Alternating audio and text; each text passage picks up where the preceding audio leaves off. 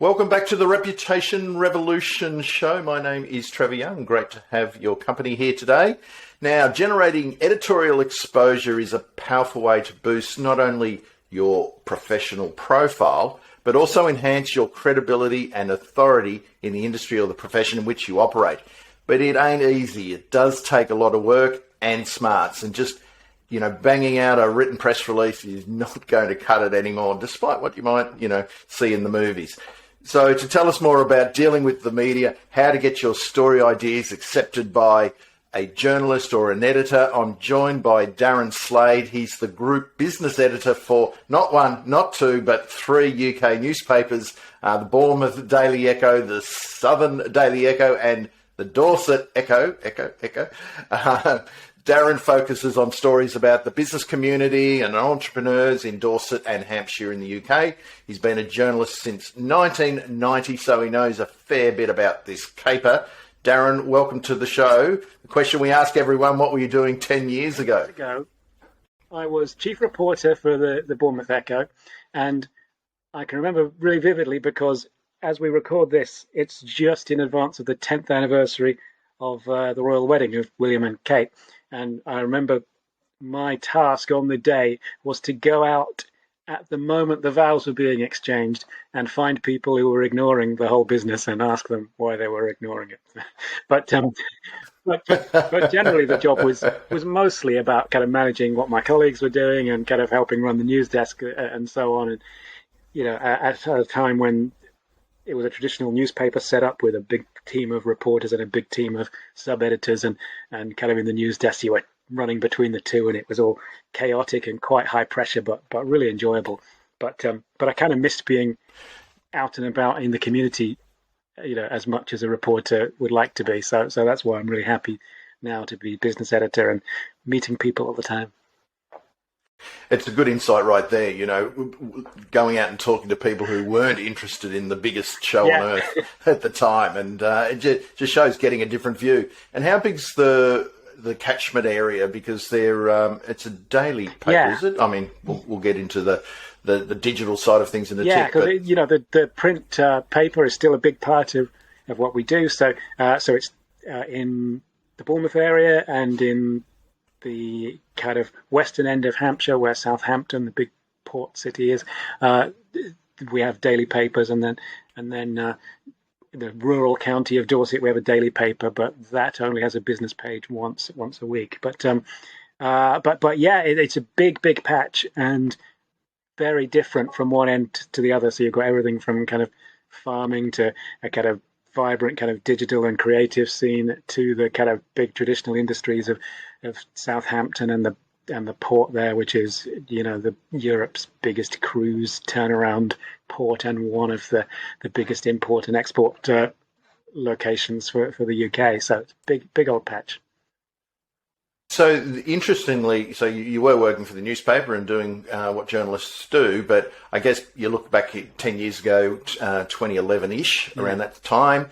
What were you seeing in terms of, the tsunami of social media was probably just beginning. It certainly wasn't, I wouldn't have thought, mainstream in those at that time, but there were certainly signs there from a media perspective. And did you have any sort of inkling that, it would become social media would become the disruptive thing that it became for media? I think we probably did, yeah, because, we were becoming rapidly a much more online organisation. So I think we probably had most of those kind of debates about how online you want to be. I think we were already going in that direction. And then social media, I guess, was rapidly rising. I think I was probably on Twitter by then, and then the other social media platforms were becoming really important. So, and I think that was kind of the time when phone calls to the news desk kind of dropped off. That story tip-offs, about that fire or that robbery or whatever would probably start coming to you via social media rather than somebody ringing up and saying there's something going on in our area. So yeah, and I suppose we were starting to become much more aware of the need to kind of amplify what we do on social media and to speak to readers as well. It's not just kind of broadcasting on social media, but to engage with people.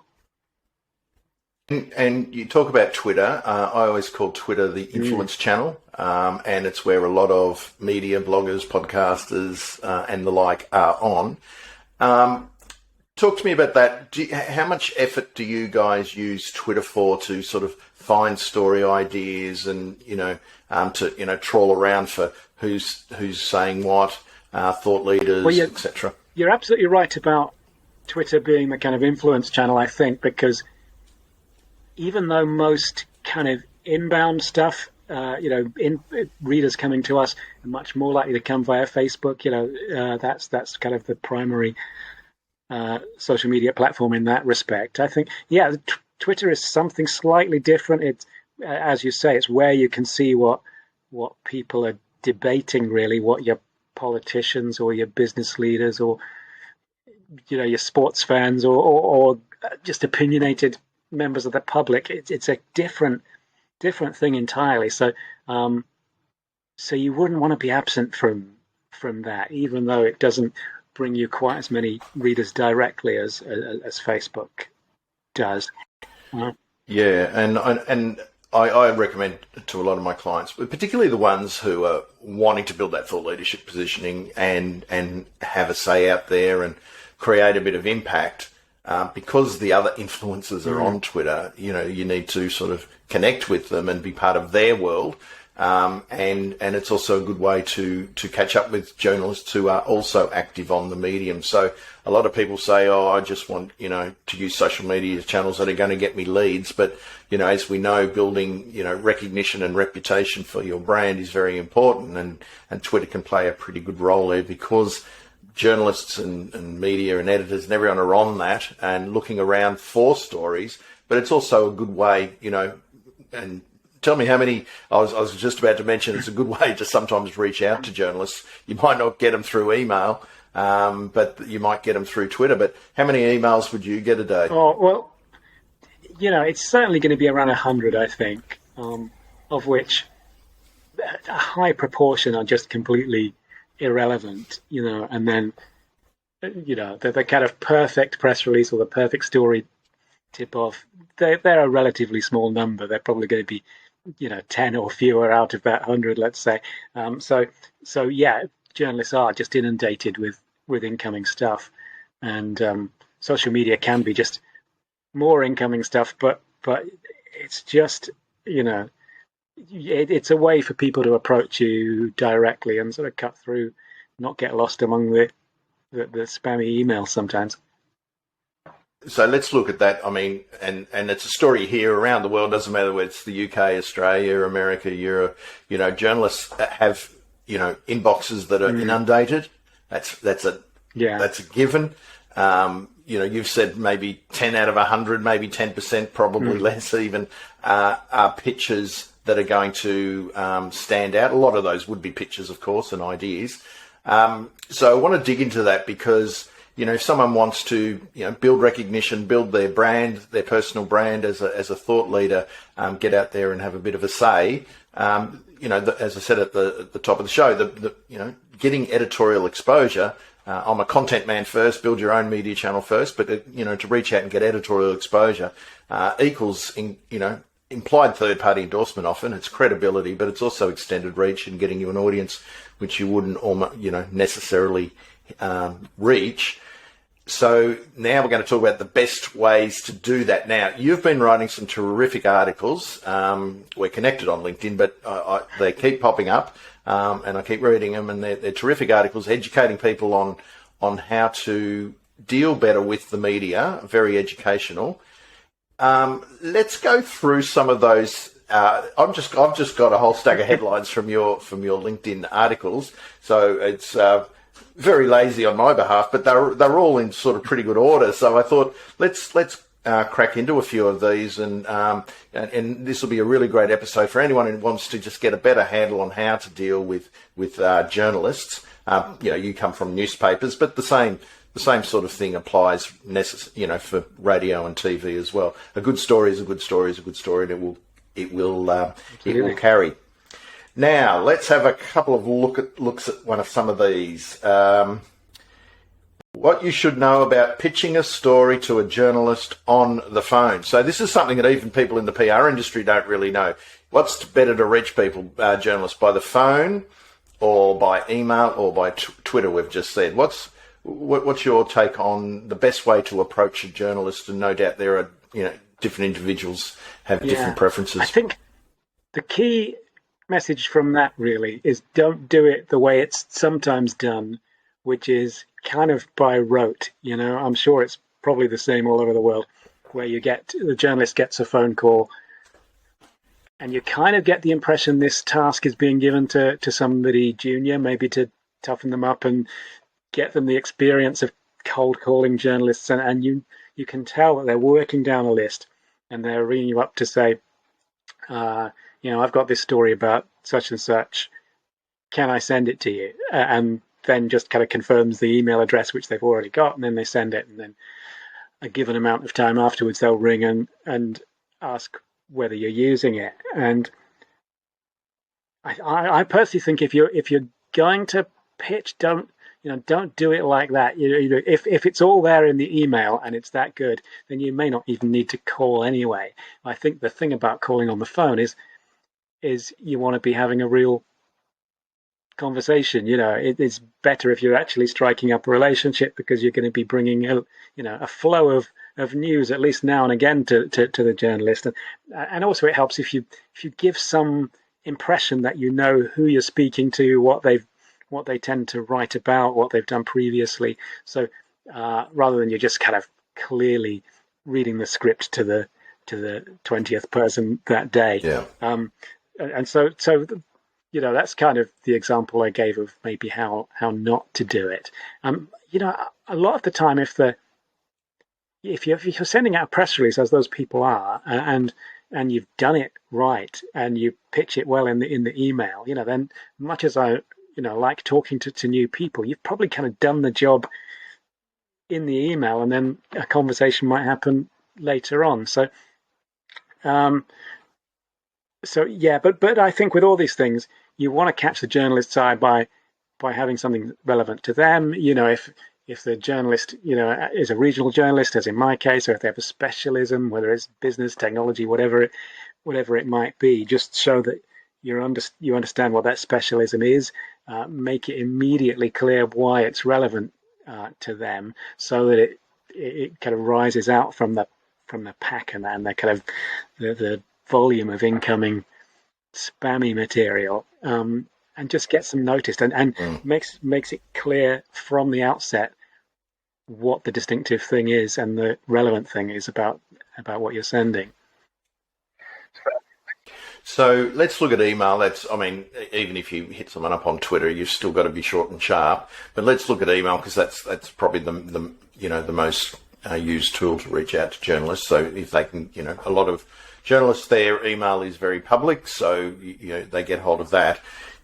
You kind of get, when I say one shot at it, but if you stuff it up and you're just sending crap straight from the word go, you'll probably be ignored next time. So out of the, you probably don't even open, or you might be good, you might open your 100 emails, but speaking to a lot of other journos, they don't open, there's most of their emails will go unopened. So you've got one shot at the title. You've got that email subject line. How important is the email subject line? It's pretty important. I mean, I have to say, I do open everything in the sense that it gets glanced at, so it doesn't go unprocessed. But you make that decision a lot of the time in seconds, and that's not supposed to sound sniffy or arrogant or whatever. It's just that you get used to seeing what's relevant and what isn't. So good subject line will help. Again, making it clear why this is relevant to the person who's receiving it. So in the regional press, if you can put a place name in the subject line, that's really helpful. Regional press actually don't always put the when we write up a story, it's unlikely we're going to put a place name in a headline, in print anyway. But in an email, it really helps. It makes it clear that it's relevant to us. Or obviously, if it's a specialist journalist in a sector, you might think a little bit differently, but nonetheless, in that subject line, you want to get something that's distinctive and relevant, and then really get to the point. So the email is crafted like a news story in the sense that a short and sharp kind of summary of the story is right there at the top. In the news business, I know you've been in this business as well, so you want a kind of introductory paragraph of 25 words, say, that tells the whole story in a nutshell, and then you can get into the detail. That's going to be the key things. If you can then impress the journalist even further by making it clear there's enough material there for a story, that you've got some lively quotes from someone who speaks plain English and knows what they're talking about, if there's a really nice picture attached to it, all these things kind of form part of the package, and you're kind of, then you're doing a big chunk of the journalist's work for them. They can see so much of it is already there for them. Yep. That really starts to impress them. But I think it's all about getting the attention and getting the relevance across to them as quickly as you can. As quickly as possible, so that this is testing my going back to journalism days, who, what, when, where, how, and why. Yeah, exactly. Get all those things ticked off as much as possible. So the getting that intro para is clear in the context, and so how these days, how do you like receiving emails? Do you like short ones with a couple of bullet points, so to get the gist of it, and then they attach more information if needed? Or do you don't want press releases just banged, copied and pasted in the I don't mind that too much. I think a lot of people will do press releases, and this is sometimes quite a good way of doing it. A press release where just at the top in a different font you have a couple of bullet points that have the striking statistics or whatever that will grab the journalist's attention. So that's quite a nice way of doing it. But then I would attach the press release as a Word document and or paste it into the body of the email after that kind of sharp introduction. I'm okay with the whole thing being there, but I think sometimes it does help not only to have a snappy intro, but if it's a story with some good eye-catching figures in, then by all means, a couple of bullet points right at the very top, which again is different from the way it would be presented in print eventually, but would help go out and attract somebody's attention. And different schools of thought too. I mean, sometimes, and I've gone down the path of both. You craft a press release that pretty much stands alone, and it can be, particularly if you're going to, I guess these days, industry publications and smaller publications where they've got to fill the usually virtual pages, but they haven't got many people on staff to do it, and you hope that they run your press release pretty much as is, but you've got to put the time to create what is going to be a story with editorial integrity. But my preference has always also been sort of the more background notes. So you've got the pitch, the angle, the hook, and all of that, and then here's a bit more of a deconstructed background sheet where you've got quotes and relevant information and further information and that side of things. Which do you prefer, the fully formed release, or something more deconstructed, giving you all the information in bite-sized chunks so you can collate it and do with it what you will? I think it helps to have, and it kind of depends on the story, but sure, there are certain stories that a journalist will pick up and do a lot of their own work on.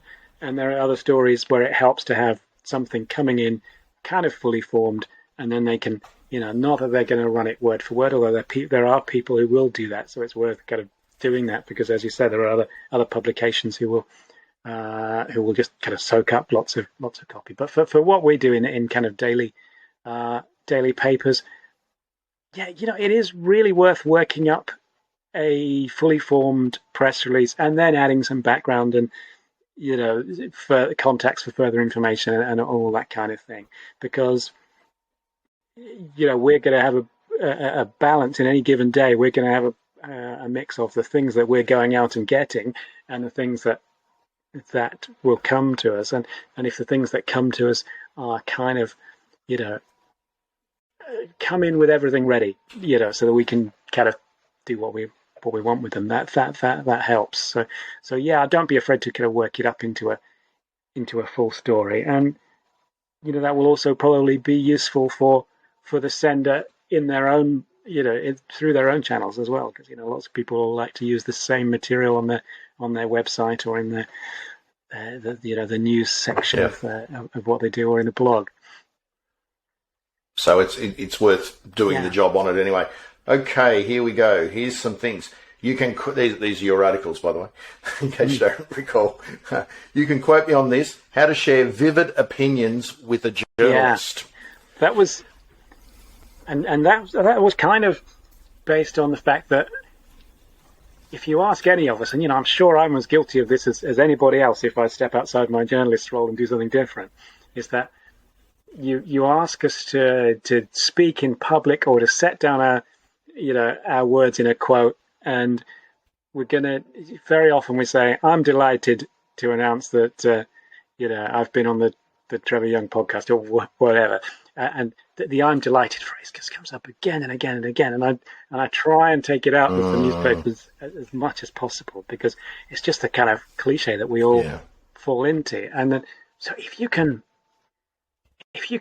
put your opinion in a strong and forthright way in plain English, and if you are delighted about something, find another way of saying it, just say how, thrilled and overwhelmed you are. Just try and be a bit vivid and show that you've got some kind of conviction. And I think that is one area where the small business and the entrepreneur and so on can sometimes have the edge, because they're not afraid to spell things out. You fall into conversations with people, they can speak pretty plainly, whereas sometimes for a larger organization where everything has to be signed off by 3 layers of management, and it ends up looking like it was written by committee, you can kind of tell. So it's, take the opportunity to be vivid sometimes. Yeah. And those quotes can be used in a headline too. I mean, if all you're going to spew as a business person or as an entrepreneur, as a thought leader, if you're going to just spew out platitudes and jargon, that's just not going to work. I mean, maybe in some really highly technical magazines, you've got to go into technical speak because that's what the readers expect. But as a general rule, and particularly the more mainstream you go, the less jargon you should be using. But it can be used in a headline quite well if it's the right thing. Going back to my very early journalism days when I was an editor as a cadet journalist, because there was only 2 of us on the paper and the editor needed a holiday. But I remember I had a big hole on the front page and we were just about to go to print, and I was ringing around trying to get stories, and I rang the principal of the local high school and just having a general chat, and he's saying, some funding wasn't coming through, and I said, well, what will happen then? He said, there'll be fire and blood. And that gave me a fantastic headline. Without fire and blood, there was no story. There was not much of it was a small story. It wasn't a headline. So if you want to catch people's attention, sometimes evocative language, and it's not necessarily everything's controversial, but just be, as I think the word you used, vivid, was a really good one. If you go to, I bet if you go to our website right now, any of our websites, you'd find a number of the headlines are quotes. You often see it in kind of court cases where the judge says, you're an evil menace to society, and that becomes the headline. But in business too. I mean, I dealt with something today where someone was warning that as digital phone systems replace analog kinds, there might be people in kind of elderly people's accommodations and so on who make their emergency calls on their care line, and apparently the rate of dropped calls on the analog systems may increase. So this person was saying lives could be put at risk if people don't update their system. So that kind of lives at risk line coming from an expert, it becomes the story. Becomes a quote you can put in a headline. Sometimes being that contrarian view or that, let's say provocative. Having a provocative view is what's going to, get you noticed. And, thought leaders and people who are putting themselves out there, I mean, that's the way to get noticed. But, you obviously you need to back it up. It's not just being controversial for controversy's sake, but it's, as you say, being able to use the language and understanding what journalists want is a real, and editors want is a really key thing. Also, the journalists don't, 9 times out of 10 won't have anything to do with the headline. It'll be the editor. So if a journalist, writes a story about you and it's a terrible headline, don't necessarily blame the journalist. The editor probably had a crack at that. Or that is slightly old school. That is still, in many parts of the industry now, the journalists are writing into a page, so it's harder to tell. Sometimes the journalist will have written that headline themselves in print anyway. Sometimes they won't. So it's not quite as hard and fast. Showing my age. Just showing my age there, Darren. Okay, what about, you've got a profile, a journalist wants to interview you, or you've pitched and they've said, yep, we want to come in and interview you. So this is, again, one of your headlines. A journalist wants to interview you. How anxious should you be? Here are some tips from a reporter about what to expect and how you might prepare. So this is good news. If a journalist wants to talk to you, chances are it will be on the phone. Yeah, I mean, this was kind of motivated by the fact that, and this is probably a big failure of empathy on my part, but somebody very impressive I was interviewing said that they'd been quite nervous about the prospect. And I kind of thought, what do they have to be nervous about? But it's natural, isn't it? That you don't know what to expect going in. And I was trying to sort of explain in that piece that kind of being interviewed by a reporter for print or the web is a slightly different thing than broadcast, than what we're doing here. I mean, broadcast is sometimes about the kind of confrontation, like not what we're doing here, but if you're being interviewed about politics or business or whatever, you might start with the big controversial question, whereas in print we kind of ease into the subjects and the controversial question might be coming in a minute, but we've got a bit of leeway, because you don't begin confrontational and then the interviewee hangs up and and the interview. So all I was trying to do was encourage people not to be too intimidated by the experience. In most cases, the story is not a hugely controversial one. We're just after more. We're just after hearing your story. We're after getting some kind of humanity. Getting you to tell your story in terms that the reader can relate to, expressing your opinions again plainly, or just like a human being, so it doesn't read like it was put together by committee. And I suppose I was trying to encourage people to kind of go into an interview with maybe one or two key messages that they're keen to get across. So there's kind of focus from their end. It's also, part of my job, obviously, to kind of find the interesting parts of someone's story that maybe I could encourage them to explore a bit more. But to get people really going into an interview with some ideas about things they want to talk about, and to prepare them for just how it works. I mean, just on a technical level, the fact that that I'm going to be sitting there writing shorthand, and sometimes I'm writing shorthand, processing what they're saying, thinking what I'm going to ask next, with all of which takes a bit of bandwidth. So there's moments where the interview kind of stops for a moment as you think of the next subject to go to. So I hate to think that people would be too daunted by speaking to a reporter, because most of us are nice people and we're interested in talking to new people. And I guess the other part too is sometimes you might just be wanting background information, and you might not end up in print necessarily, but it's a good opportunity to continue to build that relationship as a trusted source of information, because if they're coming to you, they've probably checked you out. Do you? I mean, going back old days, you couldn't check anyone out. It was really all word of mouth and that side of things. But, today to find someone who's an expert, so maybe you want an expert or a thought leader on a particular topic, someone who's very, knowledgeable in the space. You might not necessarily know them. You'll do your homework. You might find them through social media. More often than not, you'll probably find them through Google. Hence, having a web presence is really important. Having a social presence is critical in that regard. How much do you check people out before, if you want, information, backgrounds, someone to give you background on something or to give you some quotes?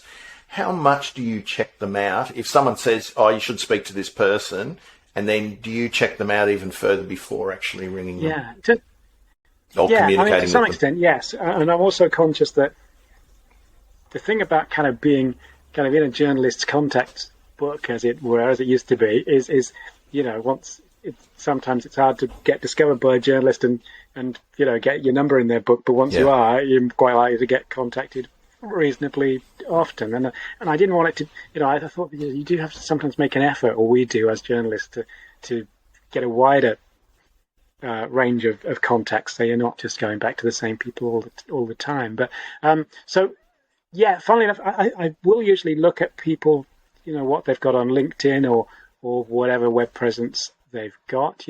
Maybe not in as much detail as you would ideally like to be, but you like to get some idea of what authority people carry. And sometimes these things, particularly with LinkedIn, where you can make connections with people that will be valuable another day.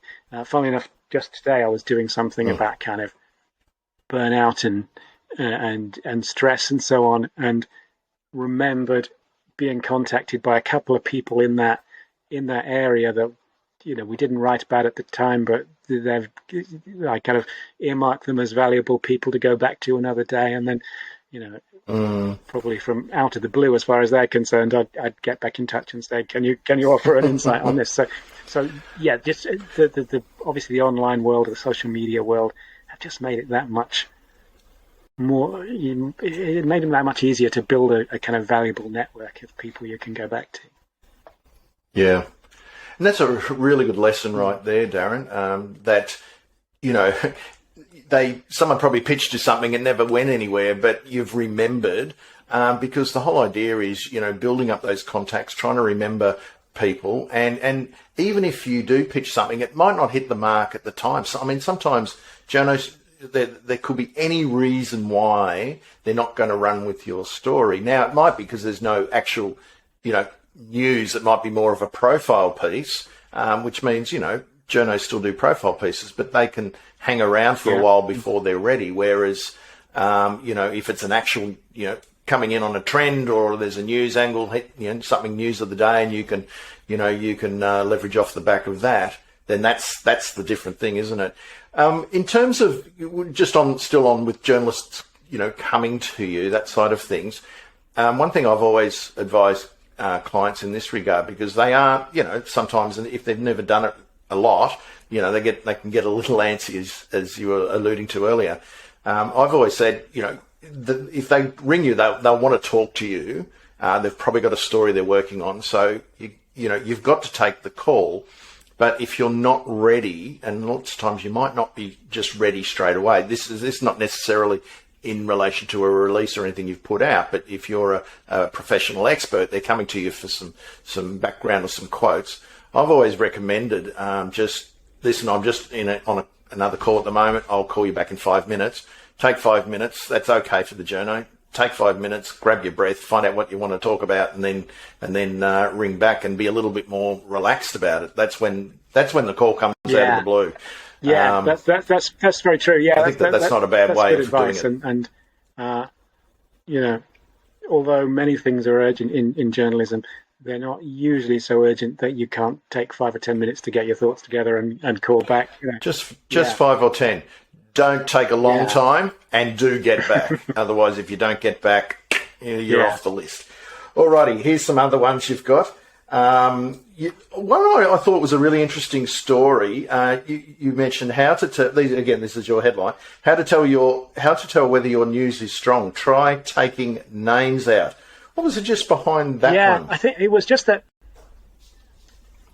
if you're in an organisation, you're in a small business, and you're trying to think, there are things that you're keen to share internally, and you can rightly feel you deserve a bit of recognition, a bit of kudos for, and you're very proud of. But how much will they connect with a reader outside? So I'm not saying that these things are not going to be good news, but sometimes just imagine that you'd never heard of you. You're a casual reader flicking through the paper or looking at the website, and the names are completely unfamiliar to you. How much as a casual reader how likely are you to stop and have a closer look at that? And if you think you probably wouldn't, then maybe it just requires a little bit of more thought about the news that you're sharing and why somebody outside should care about it. And we're I think that's and that's really about you had another one here. Dave just broadcast about your brilliance and having been on both sides, pitching and being the journalist, albeit that was a few years ago, but just even the pitching side still so vivid in my mind. A lot of clients that you deal with, they made it all about them, and you'd have to have the tough conversations. It's not about you. No one's interested, in you and your product and your service. What's the news and where's the angle? You've, in a number of your articles, you've actually alluded to it, which is terrific, and it's so critical, is that you've got to put your feet in the shoes, is that the one, of the reader. So you've got to do your homework. You've got to understand, okay, who's the journalist you're pitching to, or the editor? What is their readership? What do they write on? What are they interested in, etc. But what's the readership, and try and get a handle on who the readers are, because that's who you're communicating to. You're not, the journo is the go-between. Yeah, exactly. Yeah, and hopefully as journalists we have a bit of affinity for what people will read and won't read, and we've certainly got lots of data these days in a way we didn't in times gone by about what stories people click on and how long they will spend on them. But I think most people can get a long way there just by thinking about, well, what would I personally be interested in as a casual reader? And so, if you can sort of get readers where they live, the things that they most are concerned about, jobs is a big one. Are you creating jobs, replacing jobs, moving jobs? Things like the state of their high street, shops closing, opening, all those, just that bread and butter things of their everyday life, schools, families, all the things that mean a lot to us in our everyday lives. If you can strike a chord there somehow, then you've got a reader. Which comes back to your subject matter line, header, and your first paragraph, trying to convey that, because you want the journalist to say, I can almost put themselves into the story and say, I can see this. Most publications now are very much online. They're up quicker. The deadlines, there's, not necessarily one deadline anymore. It's a rolling deadline. What's the sort of a day-to-day life of, yourself and, and journalists generally that you hear about, in terms of how busy they are, best times to reach them, talking probably more sort of daily press now. Can you shed a bit of light on that, just to give people a bit of behind the scenes? I mean, funnily enough, I wrote a piece the other day about kind of what my ideal start to the day would be like, and kind of the point being that you almost never have the ideal start to the day, but how I will be thinking about the news agenda for the day and where I would be looking for stories and so on. Because if you, as the person submitting some news, can think along similar lines, then you're going to be kind of helping a journalist out and pursuing the same kind of lines as they might. But so I guess really for the daily routine is, we will tend to try and get on top of what's happening nationally quite early. So we'll be looking at, as a business journalist, I'll want to know what companies are making announcements, and who's doing well and who's struggling, and that kind of thing. I will kind of look at anything that's in my sort of personal schedule, kind of interviews that I've set up and so on. At the moment, everybody working remotely will have a kind of morning meeting, and I guess that's probably common to most news organisations, just to see what everybody is working on, and see what can be improved, what can be generated, and so on. And then it, particularly at the moment, it is work. It's really intense because there's lots going on, and so in terms of when it's a good idea to ring a journalist up and chase them, I think the only tips I would suggest are very often maybe try late morning, early afternoon, because that's the part of the day where they may have a little leeway. They may have a story that's fallen down on them, and they'll be glad to hear of something else good, and maybe avoid ringing late in the afternoon, because for daily publications, that's the most intense time. That's the time when the journalist might be writing tomorrow's front page lead, or even worse, they might have been writing tomorrow's front page lead, and it fell apart for some reason, and now everything's up in the air. So yeah, maybe just avoid that crucial kind of pinch point.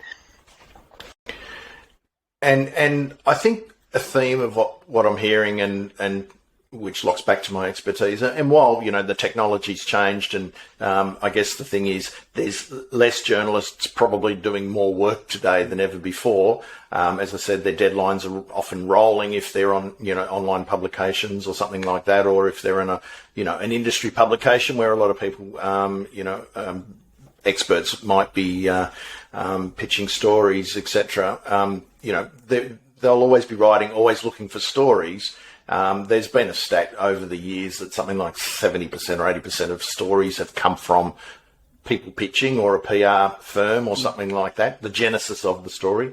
So the two work hand in hand, even though you might hear a lot of journos don't like PR people or people pitching stories, they still do like it because they have to, get the news from somewhere. And as I said, you're time strapped a lot of the time. So it's really about, I use the phrase media relations. That's what we say in the PR game. It's media relations. It's building relationships with those key media over time so they know who you are, what you're all about. It's not always about getting a story. It might be about helping the journo, giving them some ideas, giving them some background on some stuff. And then when your time comes, then it might be, there might be a good story there. And as you said, if you get into the journalist's black book of contacts, who knows, you might stay there for a little while as long as you keep delivering good content. So it's a bit of a two-way thing too, isn't it? You're always pitching ideas, but being available for comment once you've established your bona fides.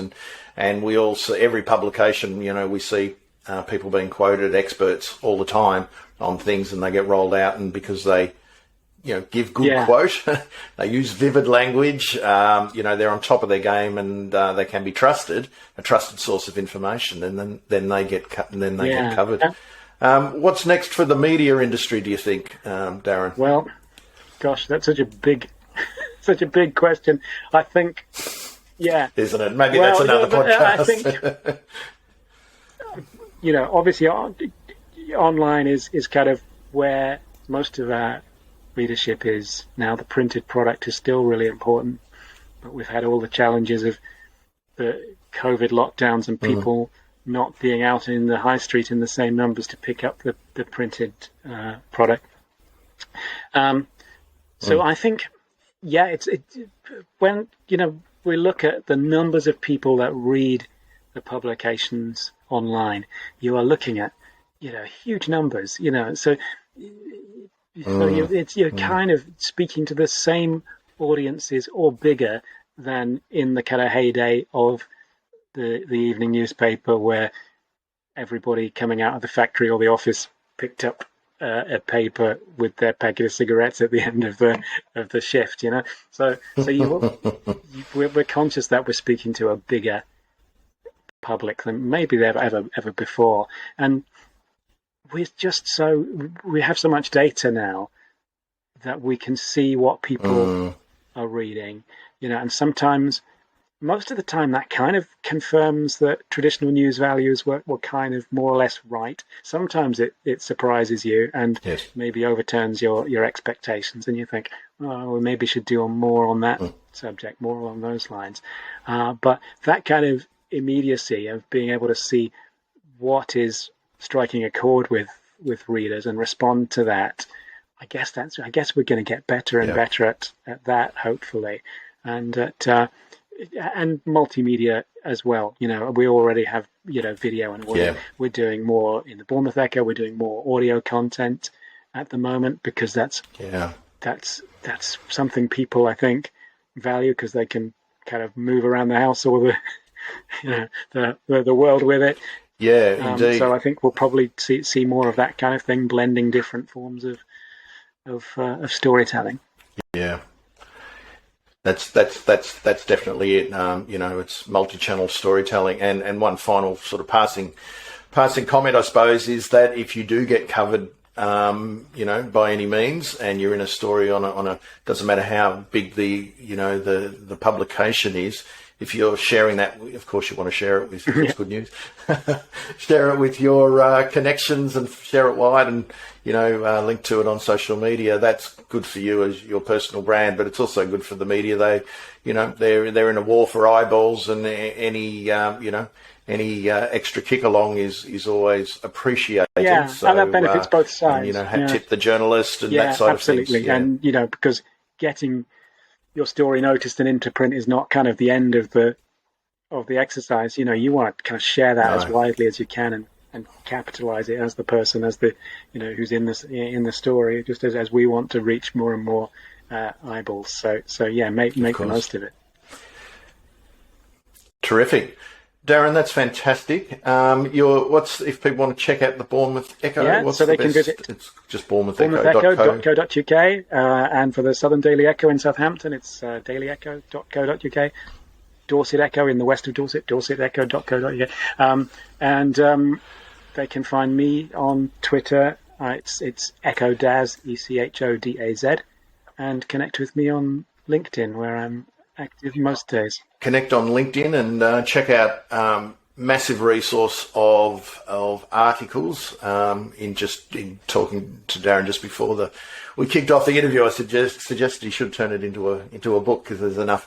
He's now building up a pretty good portfolio of articles on his LinkedIn. So if you want to dig a little bit deeper into what it takes to gain a media profile and to deal, professionally with journalists, and in turn, increasing your chances of getting some editorial exposure, some credible editorial exposure, then I recommend checking out some of Darren's articles on LinkedIn. Thank you very much for joining us here on the Reputation Revolution, Darren. Much appreciated.